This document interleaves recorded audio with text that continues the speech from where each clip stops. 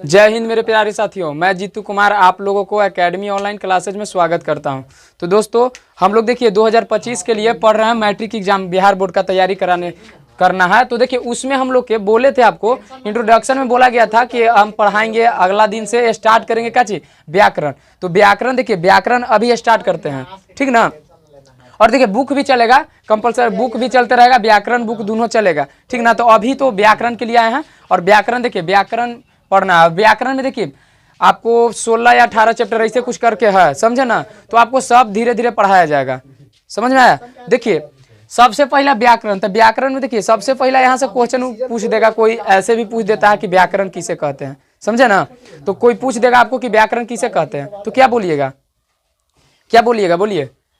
जैसे बोल सकते हैं ना, व्याकरण के डिफिनेशन आप लोग को पता होगा कि हाँ, कुछ कुछ विद्यार्थी के पता है। जैसे देखिए व्याकरण के डिफिनेशन है कि व्याकरण उस शाखा को कहते हैं, व्याकरण उस शाखा को कहते हैं जिससे हमें शुद्ध शुद्ध बोलना, लिखना और पढ़ना आ जाए, उसे क्या कहते हैं, व्याकरण कहते हैं। बस यही डिफिनेशन है कि व्याकरण उस शाखा को कहते हैं जिससे हमें शुद्ध शुद्ध बोलना, लिखना और पढ़ना आ जाए, उसे क्या कहते हैं, व्याकरण कहते हैं, समझे ना।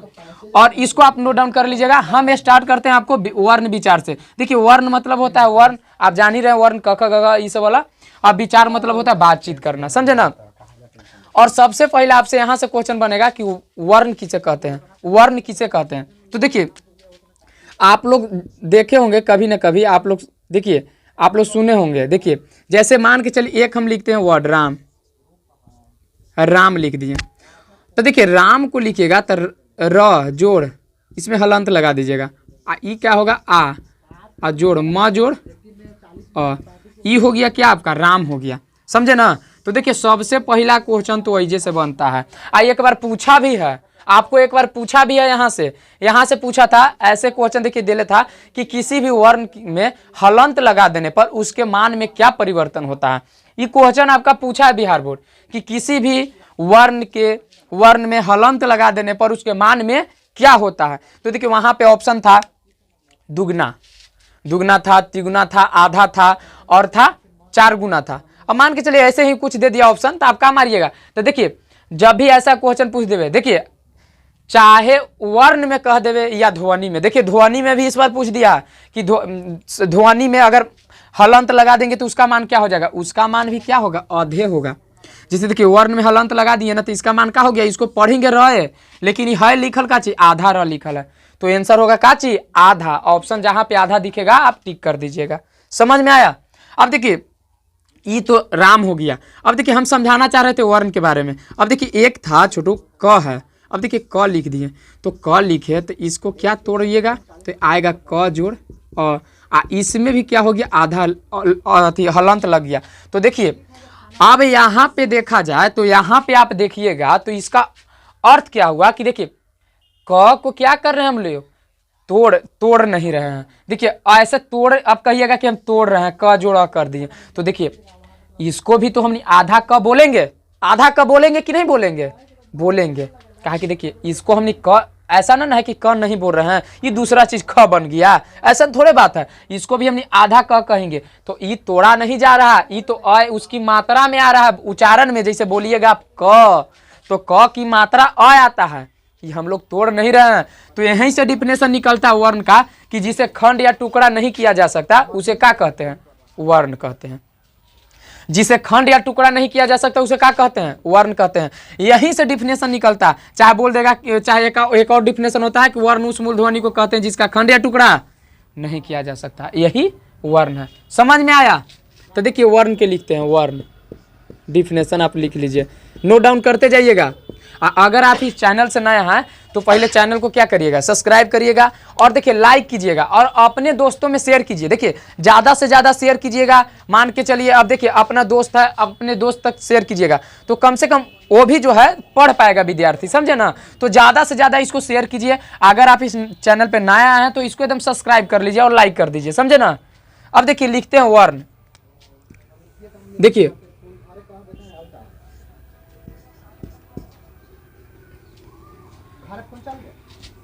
देखिए वर्ण जिसका खंड या टुकड़ा नहीं किया जा सकता उसे क्या कहते हैं, वर्ण कहते हैं। जिसका खंड या टुकड़ा जिसका खंड या टुकड़ा नहीं किया जा सकता, नहीं किया जा सकता।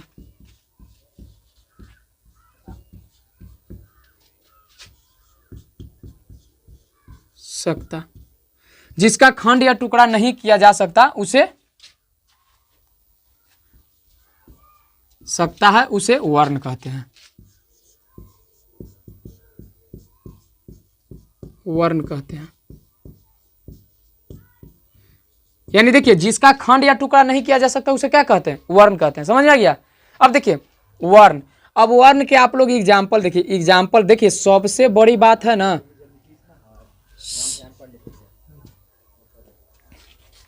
सबसे बड़ा बात है, सबसे बड़ा बात है कि आप देखिए, आप इससे उम्मीद मत कीजिए, ये तो बहुत खुश रहता है एग्जामिनर तब पूछता है, समझ में आया। लेकिन आपको एग्जाम्पल से ज्यादातर क्वेश्चन पूछता है, समझ में आया ना। अब देखिए ज्यादा खुश रहेगा कोई अब एग्जामिनर देखिए कभी लेवल हाई कर देता है, कभी लो कर देता है। बिहार बोर्ड पे हम लोग तो भरोसा कर ही नहीं सकते हैं, क्या कि देखिए हर बार कुछ ना कुछ नया करने के फेर में ही देखिए करना चाहता है नया, लेकिन देखिए हो नहीं पाता है, समझे ना।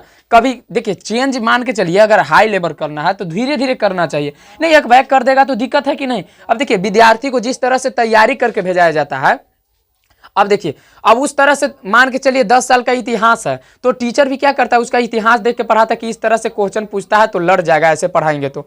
लेकिन कभी कभी नया करने के फेर में वो हार्ड कर देता है।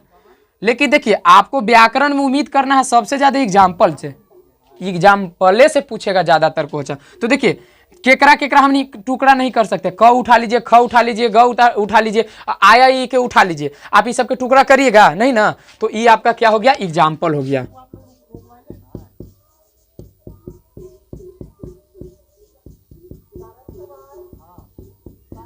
इत्यादि कर लीजिए ना, ये सब देखिए ये ढेर सारा हो सकता है, हम कितना लिखेंगे, ये देखिए इतना हो गया। अब देखिए अब कहीं ना कहीं आपको मन में खटक रहा होगा कि वर्ण के भेदों होता है, आप बताइए कि वर्ण के केगो भेद होता है ऐसा। लेकिन इससे पहले हम बताना चाहते हैं, आपसे एग्जामिनर यही पूछ सकता है कि वर्ण हिंदी में कुल वर्णों की संख्या कितनी होती है। आपसे यही क्वेश्चन पूछ सकता है कि हिंदी में कुल वर्णों की संख्या कितनी होती है। तो देखिए हिंदी में कुल वर्णों की संख्या कितना होता है जी,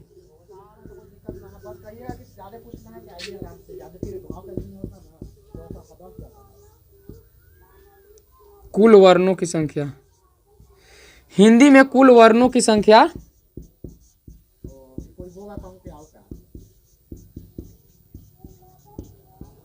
52 होता है। समझ में आया। तो देखिए यहों से क्वेश्चन आपसे पूछ सकता है कि हिंदी में कुल वर्णों की संख्या कितना होता है, ऑप्शन में देले रहेगा 52, 53, 32, 11 ऐसे करके देले रहेगा। तो आप जहां पे 52 देखिएगा वहां पे टिक कर दीजिएगा। समझ में आया। अब देखिए दूसरा यहां से पूछेगा, एक नंबर के क्वेश्चन और पूछ सकता है कि वर्ण के कितना भेद होता है। तो वर्ण के 2 भेद होता है, वर्ण के 2 भेद होता है, वर्ण के 2 भेद होता है।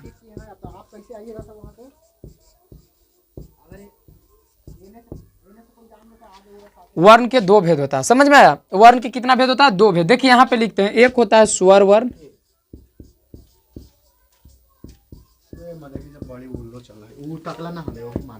और दूसरा देखिए व्यंजन वर्ण है।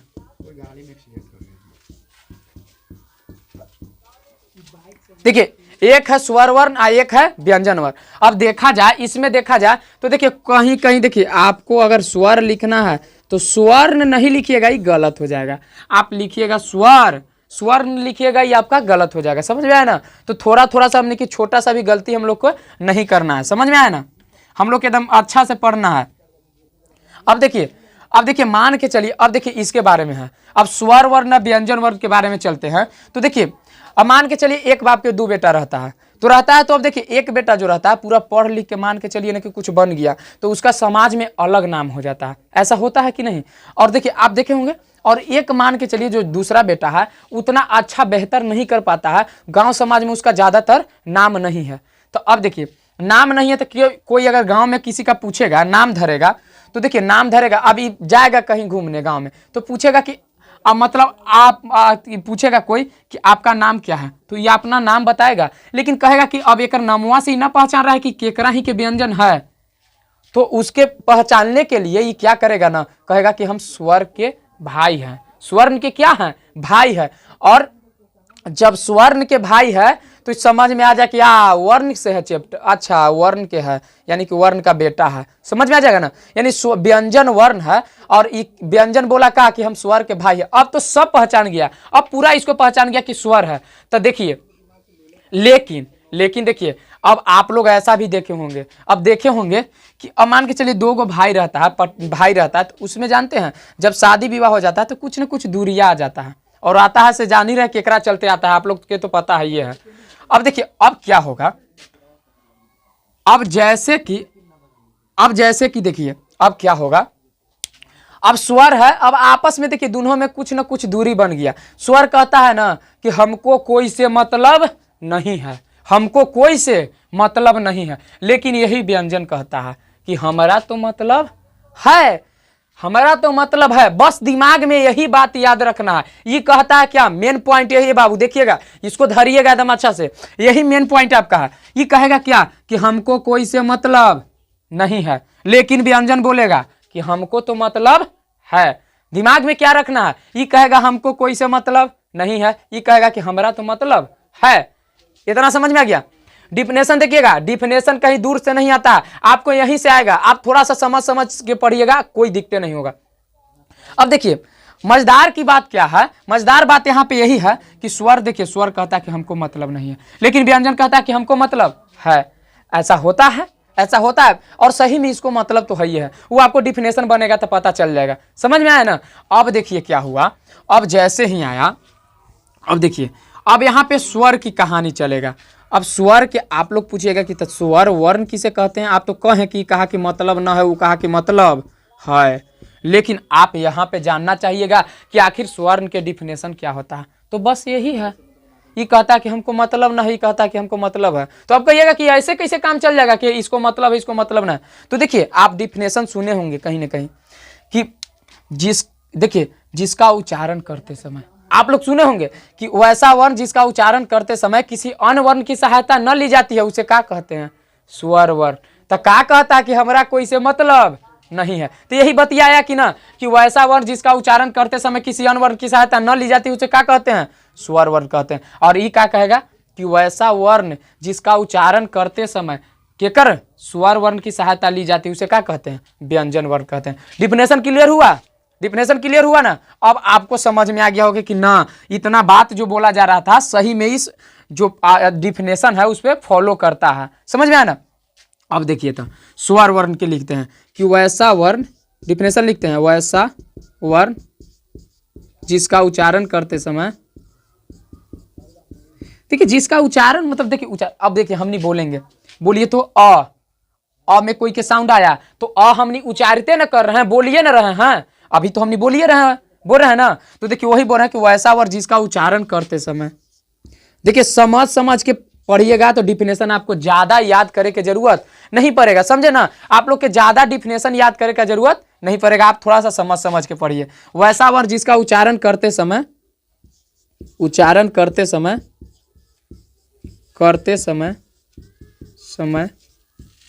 किसी अन्य वर्ण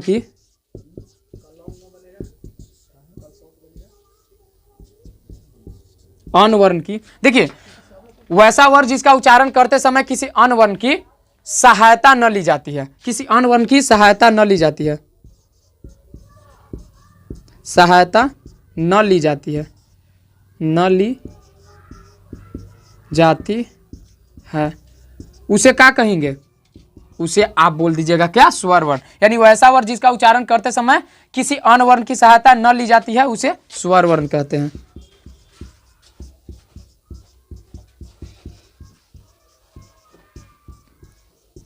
अब देखिए अब एग्जाम्पल की बात आया, तो एग्जाम्पल आप उच्चारण करके देखिए। आप जैसे बोलिएगा तो अ में किसी का मात्रा आया, बोलिए आ, उसमें आया आप बोलिएगा ई। तो ये सब देखिए आप लोग बोल के देखिएगा, इसमें क्या किसी का साउंड आता है, जो इसमें हम बोले कि वैसा वर्ण जिसका उच्चारण करते समय किसी अन्य वर्ण की सहायता न ली जाती है उसे क्या कहते हैं, स्वर वर्ण। तो इसमें देखिए जोन जोन में कोई अन वर्ण नहीं आएगा, वो आ जाएगा आप में किस में आ जाएगा, स्वर वर्ण में आ जाएगा। तो एग्जाम्पल हम लिख लेंगे का चीज, देखिए जैसे अ हो जाएगा, आ हो जाएगा, छोटी बड़ी, छोटी यू बड़ी यू, ए ओ, एगो अ होता है, एगो री भी आपका होता है, री होता है, एगो री होता है। तो देखिए अब ई हो गया क्या चीज। अब मान के चलिए आपसे पूछ लेगा कि देखिए आ कौन सा वर्ण है, तो आप बता दीजिए ना कौन सा वर्ण है। ये ना कह रहा है कि अकाची है, कह रहा है कि कौन सा वर्ण है। तो वर्ण के दो भाग बांटे हैं ना, कि एगो स्वर है एगो व्यंजन है, तो आपको कौन लोग रहा है कि अस्वर्ण है। तो जहां पे अगर आपको दिख जाएगा कि ना है काची स्वर, अकाची है स्वर है, आप ऑप्शन टिक कर दीजिएगा कि काची है, स्वर वर्ण है। अब देखिए अब यहाँ पे संख्या की बात आया कि आखिर स्वर वर्ण की संख्या के गो होता है। तो देखिए यहाँ पे गिन लीजिए, तो आपको देखिए के गो दिख रहा है, 2 4 6 8 10 1 11 गो। अब देखिए आप कहिएगा कि अन और अह को काहे ना लिखे, कहिएगा ना, तो देखिए वो आपका अयोगवाह में चल जाता है, समझे ना। अन और अह आपका कहा जाएगा अयोगवाह में आ जाएगा। लेकिन आपको देखिए अब यहाँ पे देखिए आपको बोलना है क्या चीज, आप पूछेगा कि स्वर वर्ण की संख्या कितनी होती है, तो आपको 11 बोलना है। समझ में आया। अगर मान के चलिए 11 ऑप्शन में ना रहा, तो आपको कभी ना कभी वैसे कभी देता है 13 दे देगा। लेकिन याद रखना नहीं कि 11 देवे करता है, कभी कभी वैसे कर देता है। अब उसको 2 गो के छांट दिया गया, उसको अयोगवाह में रख दिया गया है। तो अब यहाँ पर हम लिखेंगे क्या कि स्वर वर्ण की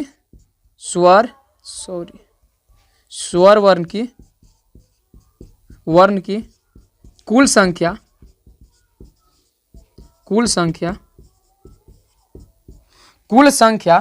क्या होता है, 11 होता है।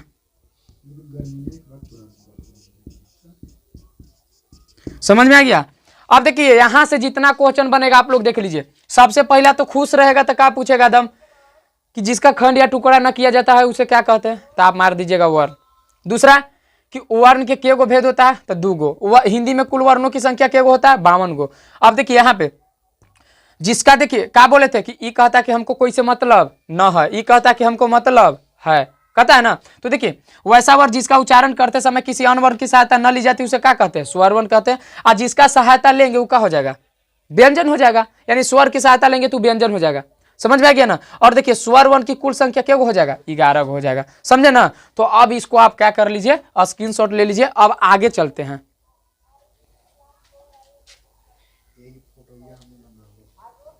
चलिए अब देखिए स्वर वर्ण तक पहुंचा दिए। अब स्वर वर्ण के आगे कहानी चलेगा। अब देखिए स्वर वर्ण के भी भेद होता है। अब देखिए हम इसका स्वर वर्ण की पूरा कहानी खत्म कर देंगे तो व्यंजन में एंट्री कर जाएंगे, समझे ना। अब ऐसे डिफिनेशन आपको बता ही दिया है, लेकिन वहां पे सब के हम एक जगह पढ़ाना चाहते हैं कि थोड़ा सा अच्छा आपको पढ़े में रहेगा, समझे ना। देखिए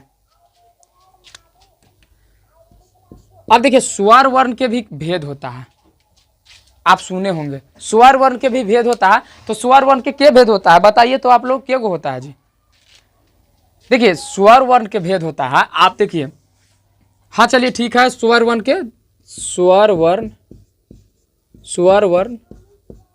के 2 भेद होता है।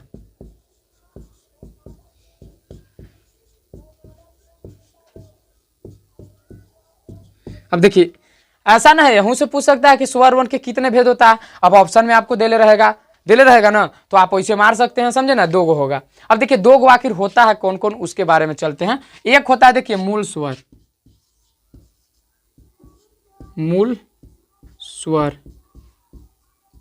और दूसरा होता है संयुक्त स्वर।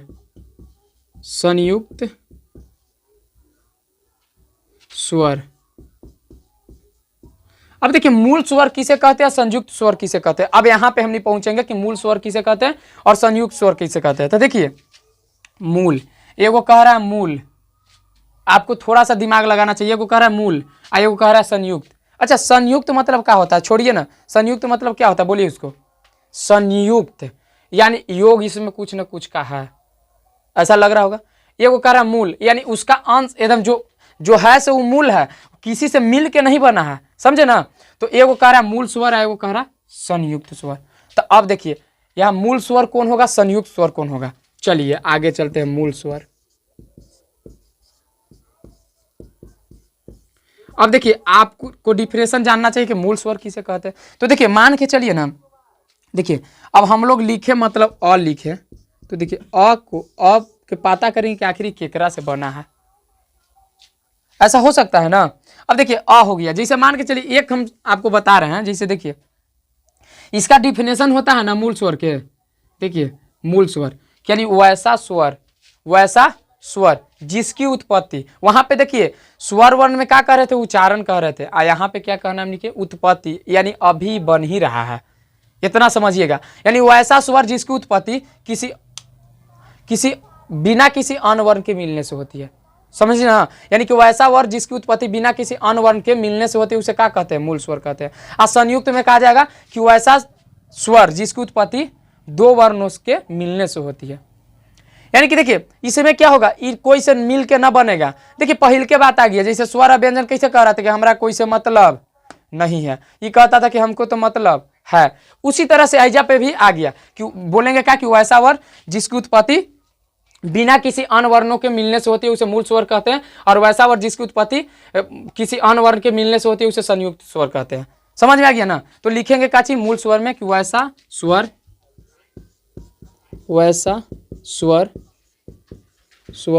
जिसकी उत्पत्ति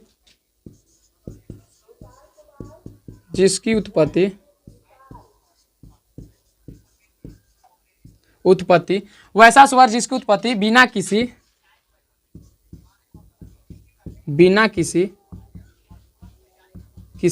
अन्य स्वर के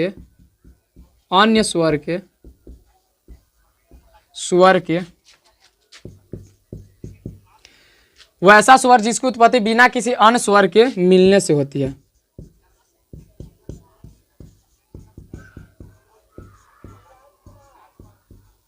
यानी वैसा स्वर जिसकी उत्पत्ति क्या हो रहा है, बिना किसी अन्य स्वर के मिलने से होती है, उसे क्या कहेंगे, मूल स्वर कहेंगे।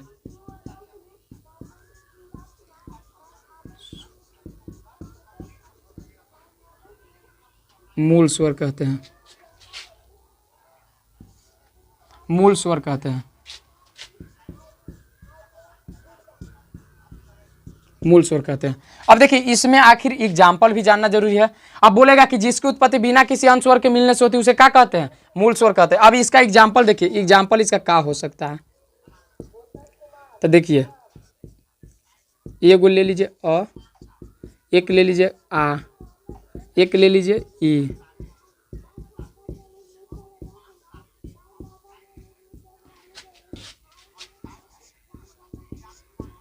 एगो एकरा में क्या हो जाता है जी, री हो जाता है। अब देखिए यहाँ पे आ गया, अब देखा जाए यहाँ पे तो 2 4 6 8 है 1 9 गो हो गया, बचा के गो 2 गो बचा।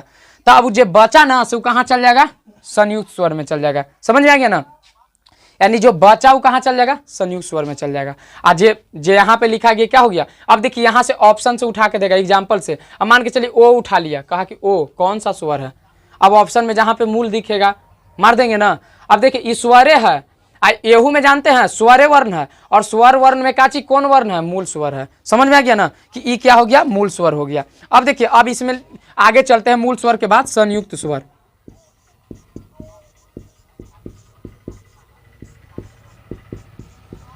अब संयुक्त स्वर किसे कहते हैं। तो डिफिनेशन तो बोले थे कि वैसा स्वर जिसकी उत्पत्ति किसी अन्य वर्ण के मिलने से होती है उसे क्या कहते हैं, संयुक्त स्वर कहते हैं। तो लिख दीजिए वैसा स्वर जिसकी उत्पत्ति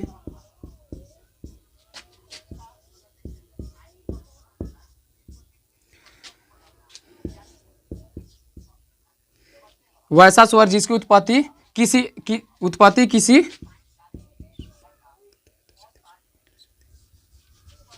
ऐसे भी लिख सकते हैं कि वैसा स्वर जिसकी उत्पत्ति 2 या 2 से अधिक स्वरों के मिलने से होती है, ऐसे भी लिख सकते हैं 2 या 2 से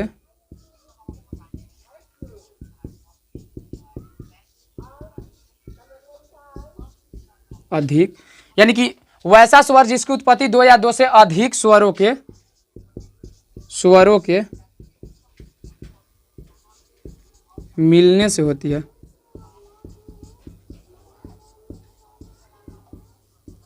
उसे क्या कहते हैं, संयुक्त स्वर कहते हैं।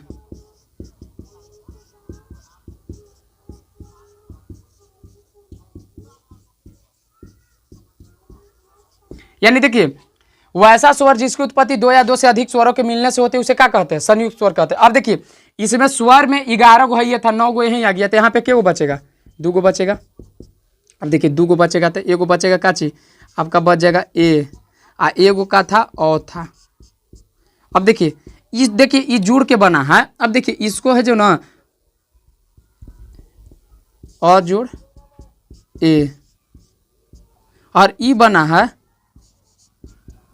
अ जोड़ ओ, ई बना है। देखिए अब यहाँ पे देखिए दोनों मिल के बना है। अब यहाँ पे देखिए अ जोड़ ए यानी ए, और अ जोड़ ओ यानी अ। अब यहाँ पे देखिए यही है जो 2 गो स्वर के मिलने से बना है, यानी 2 या 2 से अधिक स्वर बोले ना कि वैसा स्वर जिसकी उत्पत्ति 2 या 2 से अधिक स्वरों के मिलने से होती है उसे क्या कहते हैं? संयुक्त स्वर कहते हैं। अब देखिए मान के चलिए यहाँ पे देखिए बोल देगा कि मूल स्वर के संख्या कितनी होती है, तो आप आसानी से बोल सकते हैं कि इसकी संख्या 9 गो होती है, होता है कि ना। अब इसको भी आप बोल सकते हैं कि संयुक्त स्वर की संख्या क्या होता है? 2 गो होता है। समझ में आया? तो इसको आप स्क्रीनशॉट लीजिए।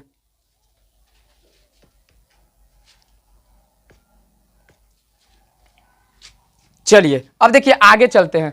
अब यहाँ पे देखिए, यहाँ पे आप याद रखिएगा कि 1 के गो भेद है? 2 गो है, एगो मूल स्वर है, एगो संयुक्त स्वर है। मूल स्वर यानी वैसा स्वर जिसकी उत्पत्ति बिना किसी अंश स्वर के मिलने से होती है उसे क्या कहते हैं? मूल स्वर कहते हैं।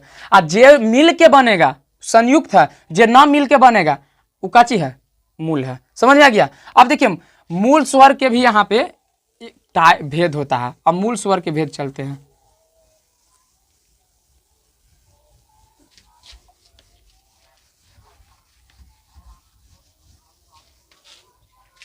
देखिए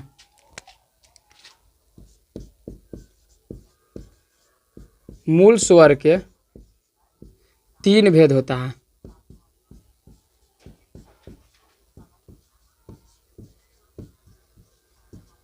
यानी मूल स्वर के कितना भेद होता है? 3 गो होता है। समझ में आ रहा है ना? देखिए मूल स्वर के कितना भेद होता है?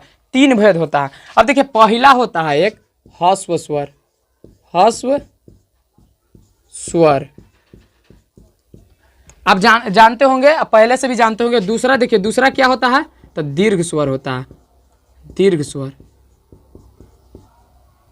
दीर्घ स्वर। और एक होता है तीसरा प्लुत स्वर, प्लुत स्वर। अब देखिए आखिर देखिए, अब देखिए किसको हम बांट रहे हैं? मूल स्वर। अब मूल स्वर के देखिए अब आ गया ह्रस्व स्वर, दीर्घ स्वर, प्लुत स्वर। अब एकरा में हम लोग क्या क्या रख सकते हैं? समझ में आ रहा है ना? अब देखिए अब ह्रस्व स्वर किसे कहते हैं, तो दीर्घ स्वर किसे कहते हैं, मूल स्वर किसे कहते हैं। तो देखिए अब डिफिनेशन देखिए, मान के चलिए एक बोलते हैं हम, बोले अ, एक बोले अ, चलिए ठीक है अ बोले, एक बोले हम का चीज आ, एक बोले अ, एक बोले आ। थोड़ा सा देखिएगा। अब देखिए ऐसा हो रहा है, और देखिए एक हम कुछ ले लिए, एक कुछ और ले लेते हैं हम, ओम, ओम, ओम। अब देखा जाए, अब एक लिए हम अ, इसमें देखिएगा कि समय क्या लग रहा है, यहीं से तीनों के डिफिनेशन आ जाएगा आपका, समझे ना। एक बोलिए अ, देखिए कितना समय लगा अ, चलिए ठीक है। एक बोले आ, एक बोले ओम, एक बोले ओम। अब देखिए इसमें आपको कम समय लग रहा है, एकरा से ज्यादा एकरा में प्लस पॉइंट, एकरा में ज्यादा लग रहा है, एकरो से ज्यादा एकरा में लग रहा है, कह रहा है ओम, यानी आवाजवा गूंज रहा है। तो देखिए अब क्या है, अब आपको समझ में, इतना खाली समझ में आया ना, डिफिनेशन तो अपने आप समझ में आ जाएगा। देखिए अ बोले कम समय लगा, आ बोले इससे ज्यादा लगा, एक बोले हम ओम, एकरो से ज्यादा लगा, लगा ना। तो देखिए ह्रस्व स्वर के डिफिनेशन कुछ ना होता है, यानी वैसा स्वर जिसका क्या कर रहे हैं, बोल रहे हैं ना, तो उच्चारण लिखेंगे ना, यानी वैसा स्वर जिसका उच्चारण करते समय कम समय लगता है, कम समय लगता है, ह्रस्व स्वर। चलिए ह्रस्व स्वर, एकरा से कहीं ज्यादा लग रहा था, चलिए मान के चलते इसको हम मान लिए कि कम समय लगता है, इसको दुगुना कह सकते हैं आ, क्या कि 2 गो अ आ रहा आ।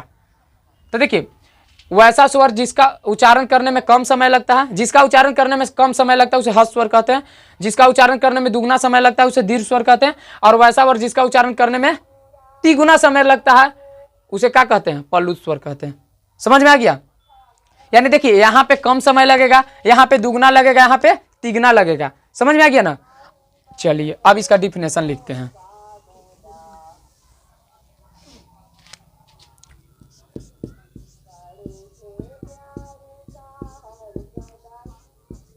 सॉरी देखिए स्वर, ह्रस्व स्वर देखिए ह स्वर के डिफिनेशन क्या बताएं कि वैसा स्वर जिसका उच्चारण करने में कम समय लगता है। तो लिखिए इसमें, नोट डाउन करते जाइएगा। ऐसा स्वर जिसका उच्चारण करने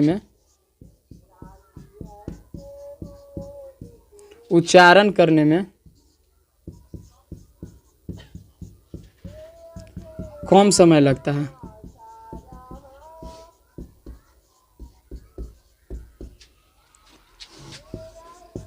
उसे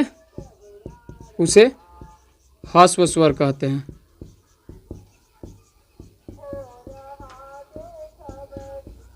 यानी वैसा स्वर जिसका उच्चारण करने में कम समय लगता है उसे ह्रस्व स्वर कहते हैं। अब देखिए इसका एग्जाम्पल ढूंढेंगे कि आखिर केकरा केकरा में कम समय लग रहा है। तो देखिए एक बोलिएगा अ, एगो तो आप बोल के देखिए लिए थे। अब देखिए आप बोल रहे हैं तो ज्यादा समय लग रहा है। एक बोलते हैं हमने ई, जो एगो छोटा वाला ई होता है, कम समय लगा।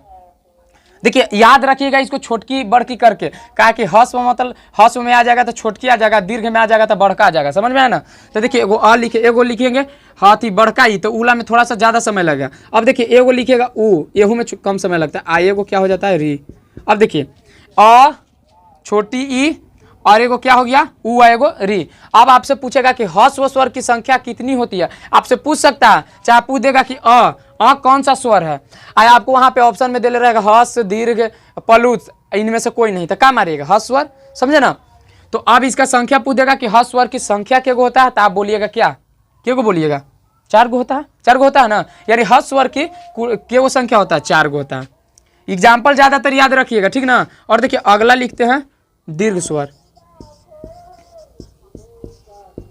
चलिए तो इसका भी डिफिनेशन हम बता दिए। इसमें क्या कर देना, इसमें कम, इसमें दुगुना, एकरा में तिगुना, ऐसे याद रखना है। रट्टा मत मारते रहिएगा, रट्टा नहीं मारना है। आप दिमाग पढ़ समझ के पढ़िए, ज्यादा दिन याद रहेगा। रट्टा वाला चीज भूला जाइएगा। फिर इसमें लिख दीजिए कि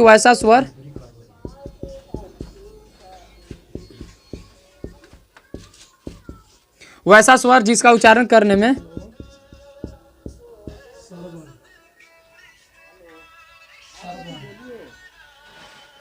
उठाइए, वैसा स्वर जिसका उच्चारण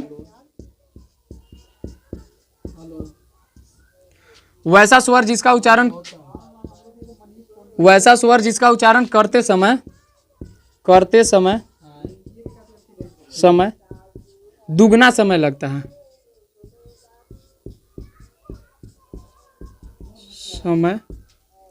है।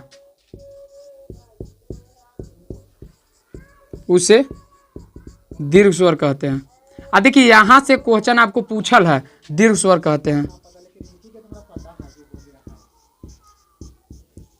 यहां से क्वेश्चन आपको पूछले है, दीर्घ स्वर से क्वेश्चन पूछा है कि वैसा स्वर जिसका उच्चारण करते समय दुगना समय लगता है उसे क्या कहते हैं, दीर्घ स्वर कहते हैं। देखिए यहां से आपको एग्जाम्पल से उठैले था, क्वेश्चन में पूछा था।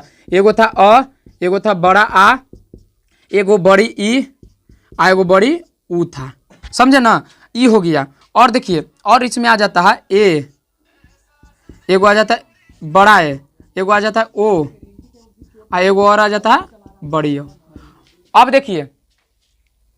देखिए कि अ आ बड़ी बड़ी ऊ ए ओ और अ। अब ये देखिए, अब यहां से पूछ लेता कि बड़ा आ बड़ी ई और बड़ी ऊ कौन सा वर्ण है। यहां से क्वेश्चन आपको पूछ ले था, और वहां पे ऑप्शन में दे लेता ह्रस्व स्वर, दीर्घ स्वर, प्लुत स्वर और कुछ दे लेता। समझे ना। तो यही तीनों पूछ लेता उठा के। तो अब देखिए अगर ना पढ़ ले रहते तो आप क्वेश्चन छोड़ के चलाते कि ना, कहते कि कहां से पूछ दिया, हमको पते नहीं है। अब खाली स्वर वर्ण व्यंजन वर्ण पढ़िएगा तो काम नहीं चलेगा। यहां से देखिए पूछ लेता है तीनों। तो अब इसको हम बोलेंगे ना कि क्या है, दीर्घ स्वर है। समझ में आ गया। यानी कि ई क्या हो गया, दीर्घ स्वर हो गया। अब देखिए एक और है क्या, प्लुत स्वर। अब उसको लिख देते हैं।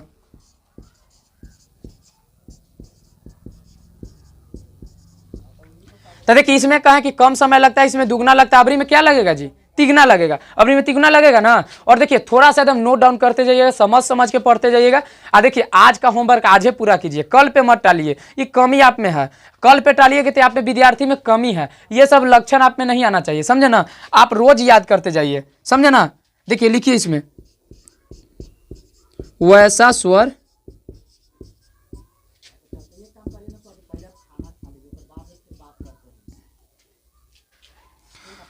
स्वर जिसका उच्चारण करते समय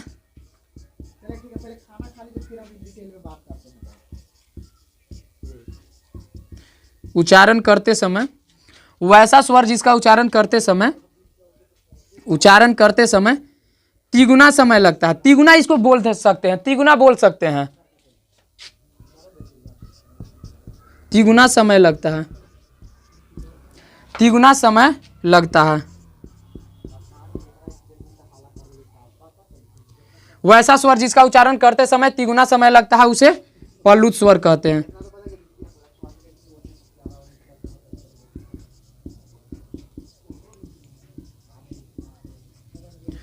पल्लुत स्वर कहते हैं। अब देखिए इसका जानते हैं, इसका देखिए यहाँ इसमें कोई एग्जाम्पल, देखिए इसका प्रयोग पुकारते समय होता है। जैसे देखिए ओम कह रहे हैं तो ओम कह रहे तो भगवान को पुकार रहे। अब मान के चलिए आपसे कोई आपको पुकार रहा है कोई, तो आपका नाम धरेगा, ओम हो गया, ये सुनो, जाओ, खा, सुनो, देखिए सुनो कह रहा है, या भी पुकार ही रहा, जाओ कह रहा है, ये भी देखिए जैसे बोलिएगा ओम तो आवाज में गूंजेगा। जैसे देखिए इसका एग्जाम्पल यही हो सकता है, ओम हो जाएगा, और देखिए सुनो हो जाएगा, सुनो हो जाएगा, जाओ हो जाएगा। ये सब देखिए ये सब क्या हो जाएगा, ये आपका एग्जाम्पल हो जाएगा। और इसमें आपको इसका उपयोग प्राय पुकारते समय करवे करते हैं। इसका कोई अथी नहीं है, रोल इसका यही है कि हम पुकारेंगे उसमें इसका पल्लू स्वर का प्रयोग करेंगे। समझ में आया? तो इसको स्क्रीनशॉट ले लीजिए।